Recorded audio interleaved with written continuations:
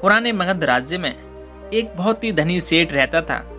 उसके पास बहुत धन दौलत थी, लेकिन एक दिन उसने हिसाब लगाया तो उसने पाया कि उसके पास जितनी भी धन दौलत है वो केवल उसके बच्चों तक ही पर्याप्त होगी।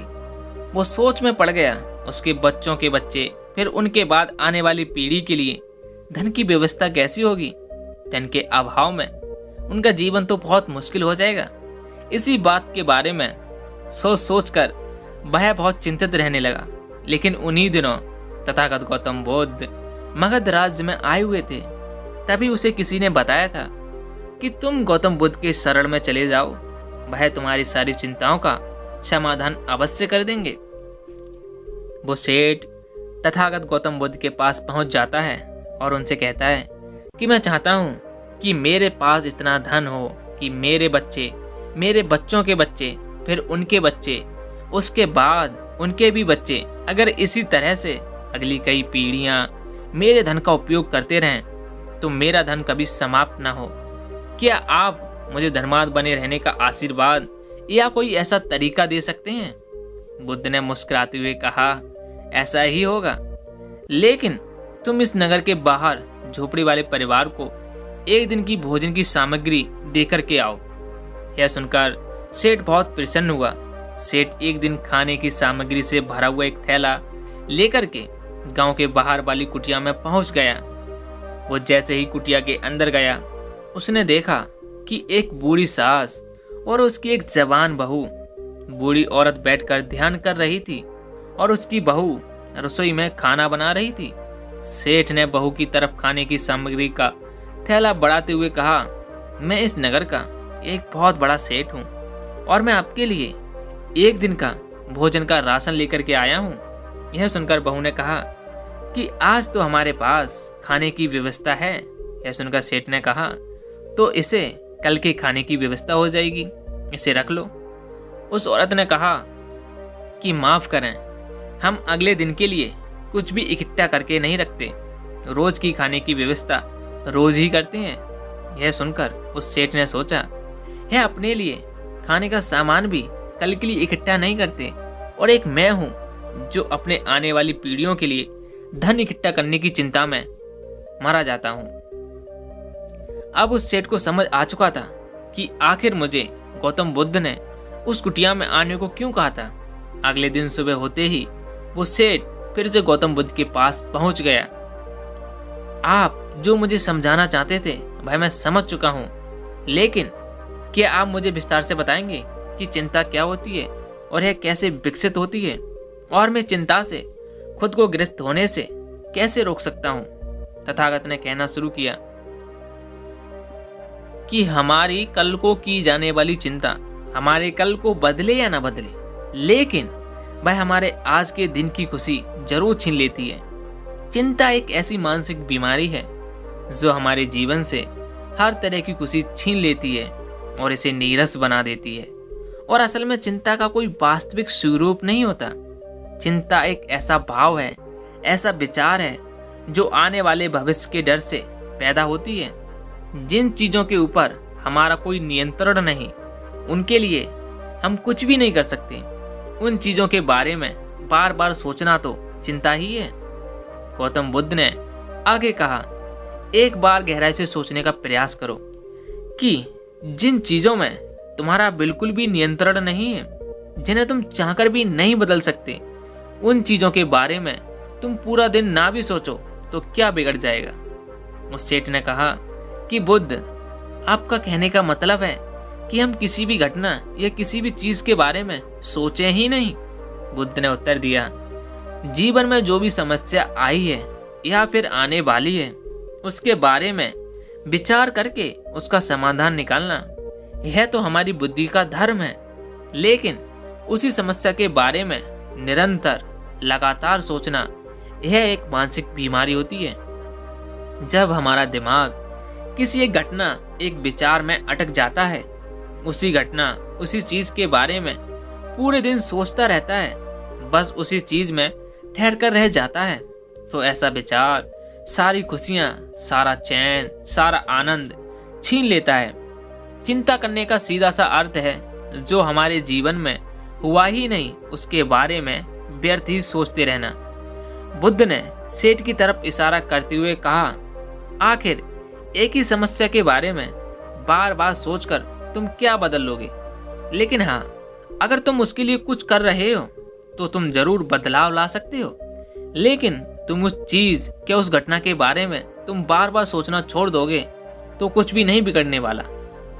क्यों सोचते रहते हो एक ही बात के बारे में? क्यों अपने जीवन की खुशी अपने हाथों से उजाड़ देते हो? लोग भविष्य की जिन घटनाओं के बारे में सोच सोच कर परेशान रहते हैं, उनमें से ज्यादातर घटनाएं तो उनके जीवन में कभी घटती ही नहीं है। चिंता करने से तुम्हारी आने वाली समस्याओं का समाधान नहीं होने वाला, किंतु तुम्हारा आज का सुख चैन जरूर चला जाएगा।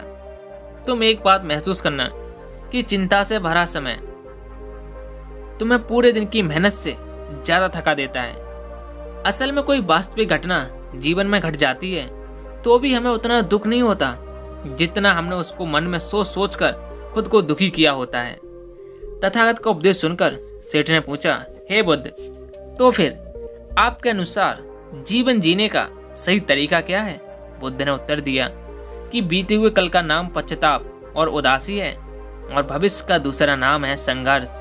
अगर आज हमारे मन में कोई इच्छा नहीं होती है तो हम भविष्य की योजनाएं बनाने लगते हैं और यह सोचने लगते हैं कि भविष्य में सारी इच्छाएं पूरी होंगी।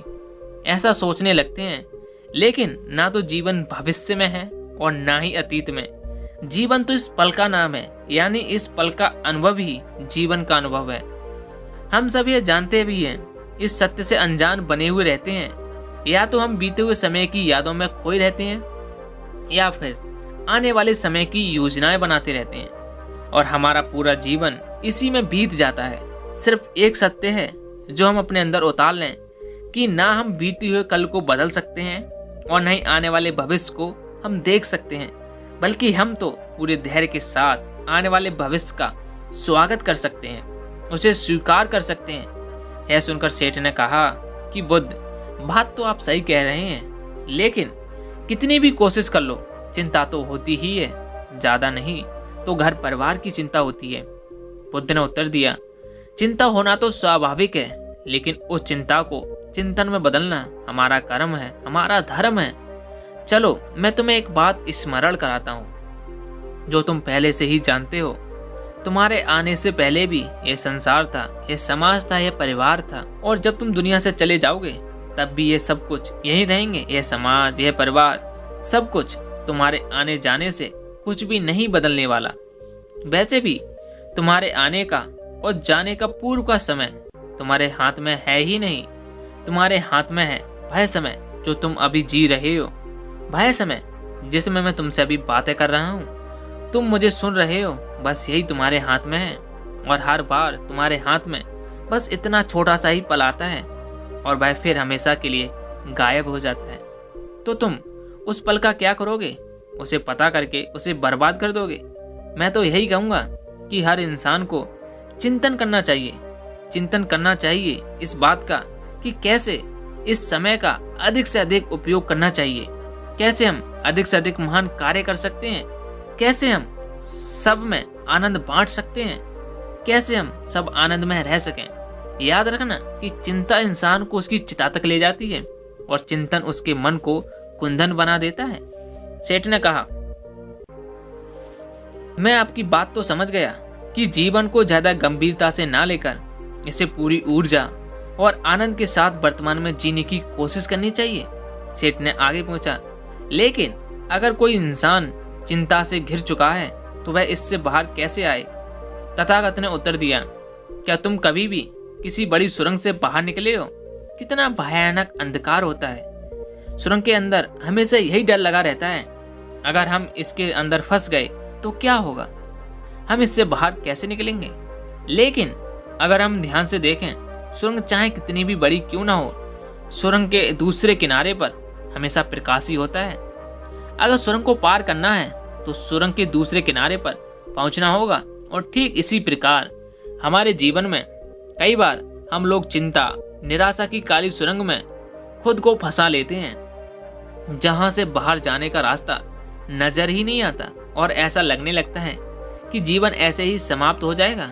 लेकिन ऐसी परिस्थिति में ठीक उस सुरंग की भांति निराशा और चिंता को समाप्त करने वाला आशा का प्रकाश उसे ही मिलता है जो निरंतर, जो आगे बढ़ता रहता है, जो लगातार प्रयत्न करता रहता है। इसलिए तुम्हारे जीवन में कभी भी चिंता या उदासी का पल आए तो रुकना मत, लगातार प्रयास करते रहना, लगातार आगे बढ़ते रहना, तुम्हें सफलता अवश्य मिलेगी। अब तक सेठ गौतम बुद्ध की बातें समझ चुका था। उसने बुद्ध को धन्यवाद किया, बुद्ध को नमन किया और वहां से चला गया। लेकिन इससे पहले कि मैं वीडियो को समाप्त करूं, मैं आपको 5 बातें स्मरण कराना चाहता हूं जिनसे आप अपने जीवन की परेशानियां बहुत हद तक दूर कर सकते हैं। इस पृथ्वी को ब्रह्मांड में बने हुए 400 करोड़ साल से भी ज्यादा हो चुके हैं। आप या मेरे जैसा कोई मामूली इंसान चिंता में बिता के भी चला जाए तो इस ब्रह्मांड को कोई भी फर्क नहीं पड़ने वाला।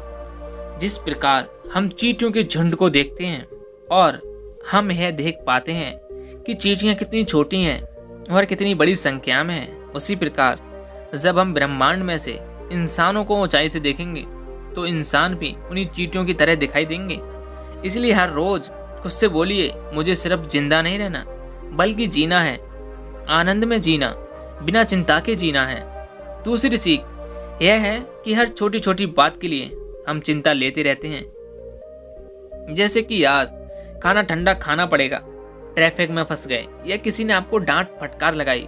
इतने बड़े ब्रह्मांड में ये छोटी छोटी चिंताएं फिजूल में हम अपने कंधों पर, अपने मस्तिष्क पर लेकर रोते रहते हैं। जिस दिन हमारी आखिरी सांस चल रही होगी उस दिन हमें यह एहसास होगा कि हमने अपना जीवन ऐसी छोटी मोटी चिंताओं में बेकार ही कर दिया और जो जानने की बात थी, जीने की कला थी, भाई हम समझ ही नहीं पाए।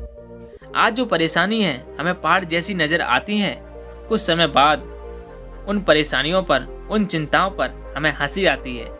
हम यह जरूर सोचकर अपने जीवन में मुस्कुराए होंगे कि जिस चिंता पर हम कितने दुखी हुए थे, भाई चिंता कुछ थी ही नहीं। लेकिन यह बात हमें बहुत बाद में महसूस होती है। तीसरी बात याद रखना, जरा ध्यान से सुनिए, इस दुनिया में कोई भी परफेक्ट नहीं होता, कोई भी परिपूर्ण नहीं होता। हर इंसान गलतियों का पुतला होता है, इसलिए लोगों को माफ करना सीखें। इस दुनिया में ईश्वर ने जो कुछ भी बनाया है सब बहुत खूबसूरत है। अगर हम उसमें अच्छा नहीं देख पा रहे हैं तो इसका मतलब यह नहीं है कि वह चीज़ खराब है।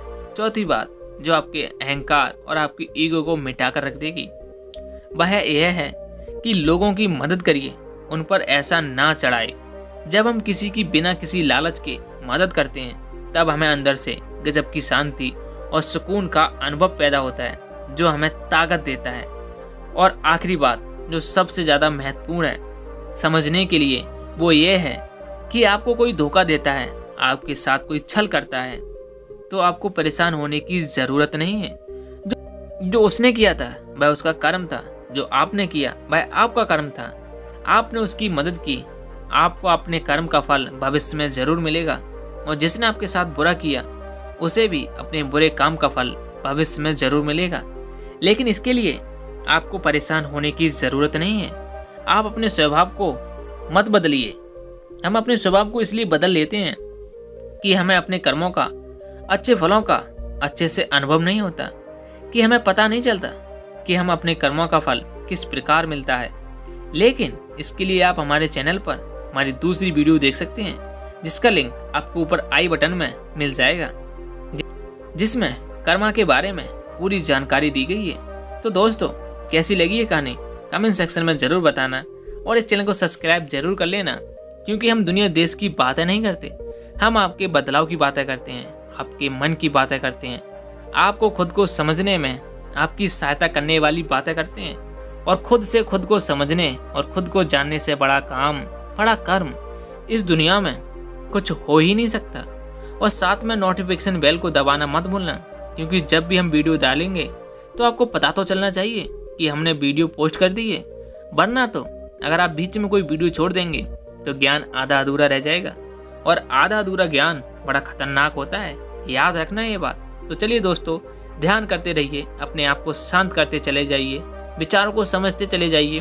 तो मिलते हैं फिर से एक और वीडियो में, तब तक के लिए अपना ख्याल रखें। नमो बुद्धाय।